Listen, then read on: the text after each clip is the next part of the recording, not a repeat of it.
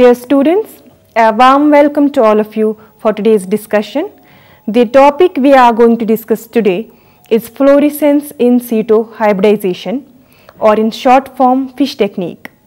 The main objectives of this discussion are to make you understand the definition of fish technique, steps involved in fish technique, various types of probes used, protocol for fish technique, applications of fish technique, different approaches for future development of fish technique, disadvantages or negative aspects of fish technique. Now let me start the discussion with the introduction of fluorescence in situ hybridization, or fish technique is a cytogenetic technique developed by biomedical researchers used to detect and localize the presence or absence of specific DNA sequences on chromosomes. In the year 1969, Padu and Gall first described the in situ hybridization of radioactively labeled repetitive DNA probes on cytological preparations. In 1986, Pinkel and Creamer reported fluorescence in situ hybridization using non-radioactively labeled fluorescence. The high sensitivity and specificity of this technique and the speed with which the assays can be performed have made fish technique a powerful tool with numerous applications, and it has gained general acceptance as a clinical laboratory tool. Fish is often used for finding specific features in DNA for use in genetic counseling, medicine, and species identification. It supplements conventional karyotyping by providing additional information in certain cases. Fish to localize genes on chromosomes. Fluorescence in situ hybridization can localize a gene to a specific place on a chromosome. First metaphase chromosomes are isolated and attached to a microscope slide. The chromosomal DNA is denatured into single-stranded pieces that remain attached to the slide. The fluorescent probe hybridizes to the corresponding gene, and when the slide is illuminated, the hybrid molecules fluoresce and reveal the location of the gene of interest. Now next we go to the important steps used in fish technique. They are slide preparation and DNA denaturation, nucleic acid hybridization, and visualization of the probe by using fluorescence microscopy and digital image analysis. Slide preparation and DNA denaturation being the first step, and in this step cells in metaphase or interphase are fixed on a slide and denatured to change the double-stranded DNA into single-stranded DNA. Nucleic acid hybridization is the second step. Nucleic acid hybridization is the formation of a duplex between two polynucleotide chains which have complementary sequences, that is DNA-DNA, DNA-RNA, and RNA-RNA. The metaphase or interphase preparation is then hybridized with DNA sequences that are complementary probe to the region of interest and that have been labeled with biotin. The hybridization site is made visible by means of a primary antibody against biotin. This antibody is bound to a fluorochrome, for example, fluorescein isothiocyanate or FITC. Since the primary signal is quite weak, a secondary antibody, for example, avidin bound to biotin is attached. A further primary antibody can then be attached to the secondary antibody. This amplifies the signal, which can then be demonstrated by bright fluorescence. Visualization of the probe by using fluorescence microscopy and digital image analysis. DNA probe is labeled with a colored fluorescent molecule attached to the DNA during the hybridization process.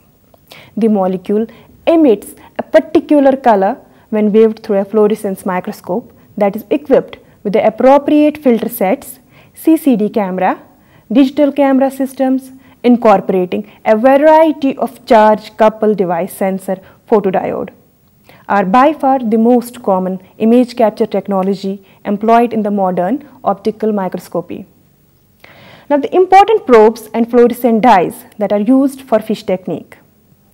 probe is a nucleic acid that can be labeled with a marker which allows identification and quantification. Probes are the complementary sequences of target nucleic acids designed against the sequence of interest. Probes are tagged with fluorescent dyes like fluorescein, biotin, and deoxygenin. The differences between the various fish techniques are usually due to variations in the sequence and labeling of probes and how they are used in combination. Probe sizes range from 20 base pairs to 1000 base pairs. Probe size is important because longer probe hybridizes less specifically than the shorter probes.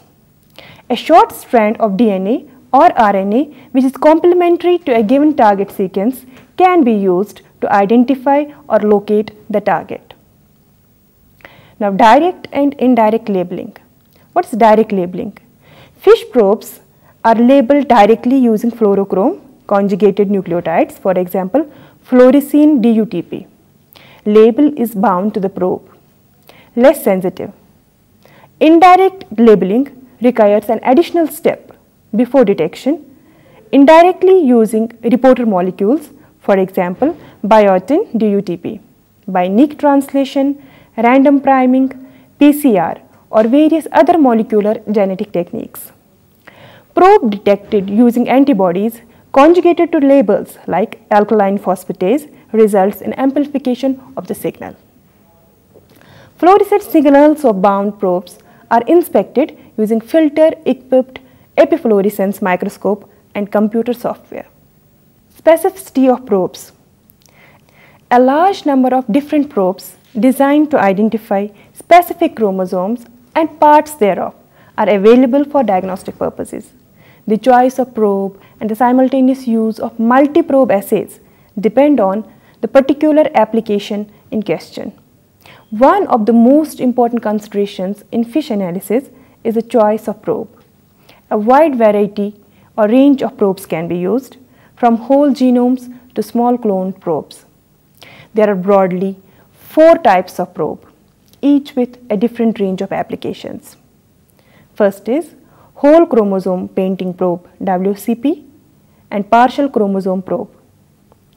The second type of probes used in fish technique are repetitive sequence probes and telomeric probes. They are specific for telomeres. Third types of the probe used are locus specific probes or locus specific identifiers. Now, the fourth type of probes are centromeric probes or chromosome enumerator probes, whole chromosome painting probe WCP and partial chromosome probe. Routine application of the technique on human chromosomes started in the year 1996 with the simultaneous use of all 24 human whole chromosome painting probes in multiplex fish and spectral karyotyping. Since then, different approaches for chromosomal differentiation based on multicolor fish, M-fish assays have been described. Different names have been introduced for more or less the same probe sets. Multiplex fish or M-fish, spectral karyotyping or SKY, multicolor fish, M-fish, cobra fish, 24 color fish. M-fish and SKY allow painting of the entire chromosome complement in a single hybridization through labeling each chromosome with a different combination of fluorophores. Images are collected with a fluorescence microscope that has a filter set for each fluorochrome, and a combinatorial labeling algorithm allows separation and identification of all chromosomes, which are visualized in characteristic pseudocolors. Multiplex fish and spectral karyotyping differ only in the method used to discriminate the differentially labeled probes. Spectral karyotyping uses a dedicated imaging system that incorporates a cooled charge coupled device, CCD camera. Multiplex fish uses specific narrow fluorescence filter sets to reduce crosstalk and digital imaging equipment as part of a conventional epifluorescence microscope with appropriate computer software.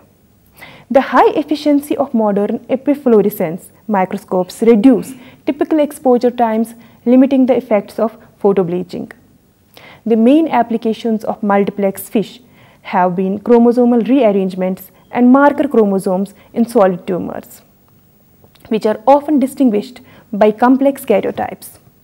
In common with other whole chromosome painting methods, both multiplex FISH and SCAI are not suitable for discriminating intrachromosomal rearrangements such as duplications, deletions, inversions. The second type of probes used in FISH technique are repetitive sequence probes and telomeric probes. They are specific for telomeres. They hybridize to these specific chromosomal regions or structures that contain short sequences which are present in many thousands of copies, have specificity for a single human chromosome arm. They contain a locus estimated to be within 300 kb of the end of the chromosome. Examples of this probe type are pan-telomeric probes targeting the randomly repeated sequences present on all human chromosome ends. In most instances, these sequences are distinct, such that a satellite probe derived from one chromosome will hybridize to that chromosome only. Third types of the probe used are locus-specific probes or locus-specific identifiers. Interphase FISH can be used for the detection of any chromosome abnormality for which there is an appropriate probe. Probes of this class are particularly useful for detecting structural rearrangements such as specific chromosomal abnormalities like deletion. Deletion probes, translocation probes, gene detection and localization probe. Gene amplification probes, usually genomic clones, which vary in size depending on the nature of the cloning vector. For example, a locus-specific probe for the BCR, breakpoint cluster region, gene at 22q11.2 detected with a green fluorochrome. A locus-specific probe for the ABL, leukemia virus, which carries a similar protein, Abelson oncogene, gene T9q34, detected with a red fluorochrome will appear as a bright yellow spot. The combination of green and red fluorochromes in leukemia cells when viewed via fluorescence microscopy, characterized by the BCL or ABL fusion gene, resulting from T9:22, Q34.1:Q11.2. This is a reciprocal translocation, creating an elongated chromosome 9, termed a derivative chromosome or derivative 9, and a truncated chromosome 22, the Philadelphia chromosome. In agreement with the International System of Human Cytogenetic Nomenclature (ISCN), this chromosomal translocation is designated as T9:22, Q34:Q11. Now the fourth type of probes are centromeric probes or chromosome enumerator probes. For chromosome enumeration, probes detecting chromosome-specific alpha satellite regions near the centromeres are preferred, generated from repetitive sequences found in centromeres. Most are alpha and satellite 3 probes. Centromere regions stain brighter means they are rich in AT bonds. Centromeric probes which target all human centromeres are also available. Satellite DNA probes hybridize to multiple copies of the repeat unit present at the centromeres, resulting in a 2 very bright fluorescent signals in both metaphase and interphase diploid cells, hence making centromere specific probes particularly suitable for the detection of monosomy, trisomy and other aneuploidies in both leukemias and solid tumors. A centromere specific probe for chromosome 8 has been used to detect trisomy by FISH in newly diagnosed patients with acute myeloid leukemia. Molecular beacons as a fluorescent probe. A molecular beacon is a fluorescent probe molecule that is designated to fluoresce only when it binds to a specific DNA target sequence. This probe has 2 engineered regions at the ends of the probe sequence. One on the 5' side, a fluorescent tag is added, and on the 3' side, a Kenching group is added. DNA sequence of 20 to 30 bases. The central region of the probe is complementary to the target sequence. The terminal half dozen bases at each end of the probe are complementary and form a short double-stranded region, and in the stem and loop of conformation, the Kenching group is next to the fluorophore and so prevents fluorescence. Just inside the two tags are 6 base pairs that can form a stem loop structure. In this state, the probe cannot fluoresce. When the probe binds to the target sequence, the stem loop structure is lost. Since the Kenching group is no longer next to the fluorescent tag, the probe can now fluoresce. When the molecular beacon binds to the target sequence, it is linearized. This separates the Kenching group from the fluorophore, which is now free to fluoresce. Technical improvement and recent development of FISH technique. This is what we are going to discuss now. Centromere specific multicolor FISH. Recently, on all human centromere specific multicolor FISH approach for the ascertainment of the origin of structurally abnormal, cytogenetically unidentifiable chromosomes, so-called marker chromosomes. This technique allows simultaneous characterization of all human centromeres using differently labeled centromeric satellite DNA as probes. Comparative genomic hybridization. One of the most significant developments for FISH in relation to genome-wide screening was introduction of comparative genomic hybridization, or CGH. This modification of quantitative two-color fluorescence in situ hybridization utilizes genomic DNA from the sample under test to generate a map of DNA copy number changes in tumor genomes, making it an ideal tool for analyzing chromosomal imbalances in tumor material and for examining possible correlations between findings and tumor phenotypes. In CGH, the genomic DNA from the specimen and control DNA extracted from an individual with a normal karyotype, that is 46XX or 46XY, are differentially labeled with green and red fluorochromes respectively, mixed in equal amounts and co-hybridized to reference human metaphase chromosomes. The relative difference in DNA content and between the normal specimen DNA is represented by difference in the green-red fluorescence ratios. Virtual karyotype. Virtual karyotyping is another cost-effective, clinically available alternative to FISH panels using thousands to millions of probes on a single array to detect copy number changes, genome-wide at unprecedented resolution.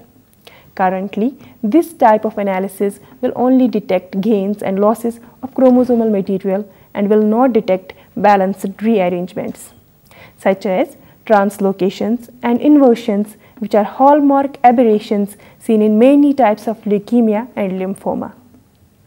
Now, what is the protocol for FISH technique? The reagents and equipment necessary for this technique are 20x saline sodium citrate buffer, RNase A 100 micrograms per ml in 2x SSC, pepsin 40 units per ml in 10 millimoles HCl, paraformaldehyde, ethanol, labeled probe, hybridization mix solution, wash buffer, that is 20% formamide in 0.1x SSC, detection buffer 0.2% tween 20 in 4x SSC, blocking buffer 5% bovine albumin in detection buffer, antibody or detection compound, DAPI 2 micrograms per ml in antifade mounting medium, fluorescence microscope with filters, glass slides, plastic cover slips for incubation and hybridization steps, heat block, modified thermocycler. Now, slide preparation. Chromosome preparation from any cell type. Incubate with 200 microliters RNase for 1 hour at 37 degrees centigrade. Then wash slides in 2x SSC for 5 minutes and repeat. Rinse slides in 10 millimole HCl. Incubate with 200 microliters pepsin for 10 minutes at 37 degrees centigrade. Rinse slides in deionized water. Wash slides in 2x SSC for 5 minutes and repeat. Stabilize slides in paraformaldehyde for 10 minutes. Wash slides in 2x SSC for 5 minutes and repeat. Dehydrate slides in an ethanol grades 70% followed by 80% and finally 95%, 2 minutes each. Then air drying of the slides is done. Now third step is hybridization. Heat slides to 70 degrees centigrade for 10 minutes and place on ice. Secondly, add 30 microliters of hybridization solution on each slide and cover with plastic cover slip. Denaturation of slide at 65 to 70 degrees centigrade for 5 minutes on heat block. Gradually decrease temperature to 37 degrees centigrade. Hybridize at 37 degrees centigrade overnight in humidity chamber. Detection of cytogenetic abnormalities under fluorescence microscope. Wash slides in 2x SSC to remove cover slip. Wash slides in wash buffer at 40 degrees centigrade for 5 minutes and repeat.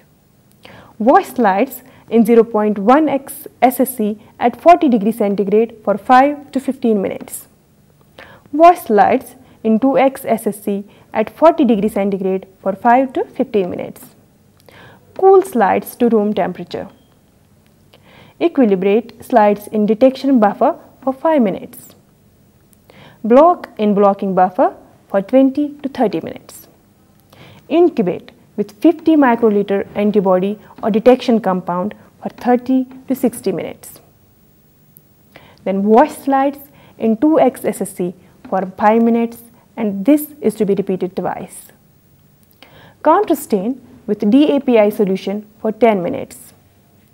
Rinse briefly and mount in anti-fade mounting medium. Then is observation under fluorescence microscope. By now we discussed about the definition of fluorescence in situ hybridization, steps involved in FISH technique, important probes and fluorescent dyes that are used for this technique, the technical improvement and recent development of FISH technique and the protocol for the technique. Now we will move on to the various applications of FISH technique. The high sensitivity and specificity of FISH and the speed with which the assays can be performed have made FISH a pivotal cytogenetic technique that has provided significant advances in both research and diagnosis. FISH technique has greatly expanded the capabilities of cytogenetics and pathology laboratories through its high sensitivity, specificity, and rapid turnover with a high efficiency of hybridization and detection. The broad applications of FISH technique are diagnosis of genetic diseases. From a medical perspective, FISH technique can be applied to detect genetic abnormalities such as aneuploidy, loss of a chromosomal region or a whole chromosome, or to monitor the progression of an aberration, serving as a technique that can help in both the diagnosis of a genetic disease or suggesting prognostic outcomes. Examples of diseases that are diagnosed using FISH include Cry-du-Chat or Katz-Cry syndrome, also known as 5p- syndrome. It is a chromosomal condition that results when a piece of chromosome 5 is missing. Infants with this condition often have a high-pitched cry that sounds like that of a cat. Second is the Down syndrome. Down syndrome results from trisomy 21, which means each cell in the body has 3 copies of chromosome 21 instead of usual 2 copies. Then Velocardiofacial syndrome. Velocardiofacial syndrome, also known as VCFS, as 22q11.2 syndrome or as DiGeorge syndrome, is the most common syndrome associated with cleft palate. Velocardiofacial syndrome is an autosomal dominant condition. Genetic studies of children with this condition show that a microscopic segment on the long arm of chromosome 22 is missing. One more is Prader-Willi syndrome.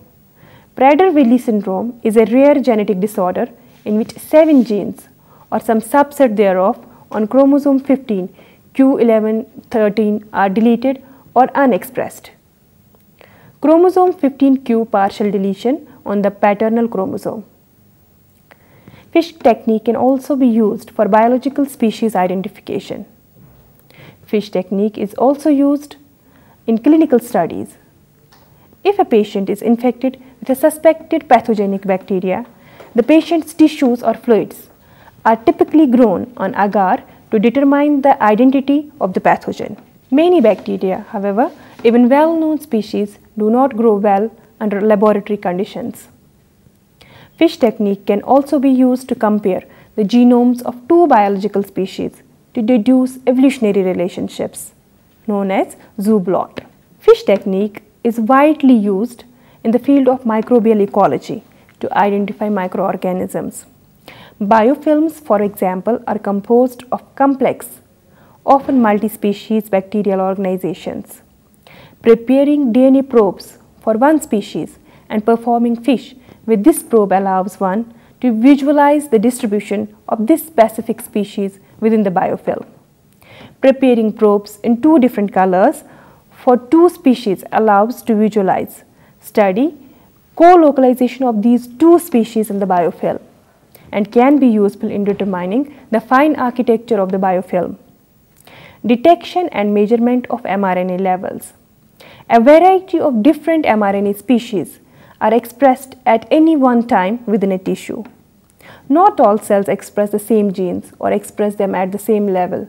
If the target cells are probed with fluorescently labeled DNA red, this will bind to the corresponding mRNA blue. Notice that the probe DNA does not bind the nuclear DNA because in this procedure, the cells were not treated to denature the chromosomal DNA. The target gene in this example was only expressed in 2 of the cells. The different approaches for the future development of FISH technique. Recent advances such as improved hybridization protocols and strategies, novel commercial and non-commercial probe sets, alongside the efforts of the Human Genome Project, coupled with hardware development such as image analysis, software and specific filter sets for newly established fluorochromes, facilitate the collection of new important data for the understanding of genetic diseases. Now, before we conclude the discussion, let me tell you some of the disadvantages or negative aspects of FISH technique. FISH and to a lesser extent SCI and mFISH can only detect known genetic aberrations, provided the specific probe is available. FISH analysis with locus-specific probes on chromosome-specific DNA libraries is restricted to the target chromosomes or chromosomal subregion. FISH technique cannot serve as a screening test for chromosomal rearrangements since most FISH techniques can only detect known imbalances. mFISH and SCI are not useful for distinguishing intrachromosomal rearrangements such as duplications, deletions or inversions. Having said about the various disadvantages of FISH technique, I conclude the discussion by mentioning here that despite minor disadvantages, FISH has proved invaluable in both diagnostics as well as research. The power of its ability to identify specific genetic aberrations has propelled FISH-based techniques to the forefront of screening procedures for prenatal, pediatric and adult cases in a wide variety of cell types. The ultimate goal of FISH utilization would be an array-based DNA nanotechnology screen to diagnose any prenatal or postnatal chromosomal aberration. This was all about the FISH technique. Hope you got the topic well. Thanks for your patient hearing.